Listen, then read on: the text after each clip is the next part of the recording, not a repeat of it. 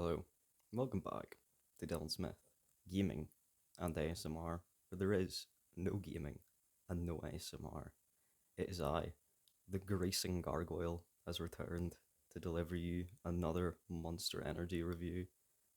I'm gonna be honest, I've had a really shite day, so I'm incredibly saturated at the minute. So because I walked home and it was scalding for some reason, so that didn't help. On top of that, for some reason, my heel had a cut, and it's been sliced to fuck. And now it's been bleeding for a wee while now. So I'm not having the greatest day. So I walked home, kicked open the fridge, and just tore out a tin of Monster. So and I figured we'll review it just because I haven't done that in a God knows how long. I thought I did this flavor. Turns out I didn't. So because if you read the title, you will know it's none other than what is this one? Pacific Punch, which is it wasn't great. I got ages ago, but it's not the same one because I drank those ones. So this one's been chilling in the fridge for a wee while as well. But I figured I would just do it. I don't know why, but because the awful day. If this beverage here is not absolutely life change, if this does not alter the path that my life is going down, it's immediately a zero. So it's got incredibly high standards to live up to. So, but because it's actually Monster, we can do our usual review as opposed to getting the off-brand stuff because I'm too poor to afford the real one. This is this is the real deal. No facts around here. So we'll start with the usuals. Tin. So it's a juice, so automatically the tin is funny looking. It's pirates for some reason. Probably because it's meant to be Pacific, like the Pacific Ocean. So real clever guys over at Munder Energy, but it's not a bad ten. It's quite cool. So we'll do the limerick now. The ones I don't know. I don't know why they do that. Why they decide to create a story for their beverage, like just release a flavor.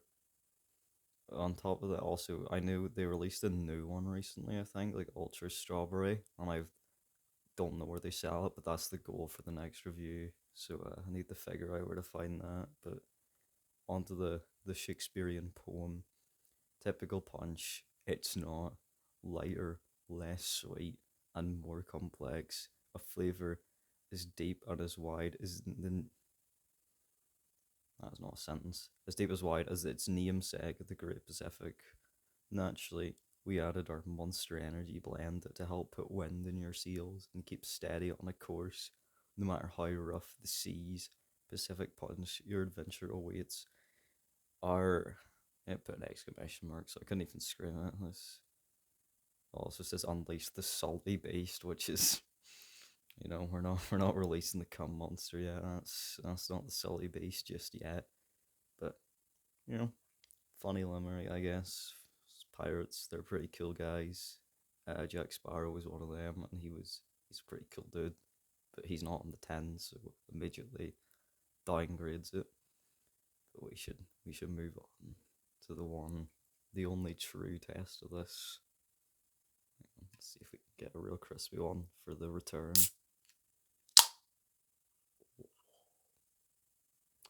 Ah, that was a good one.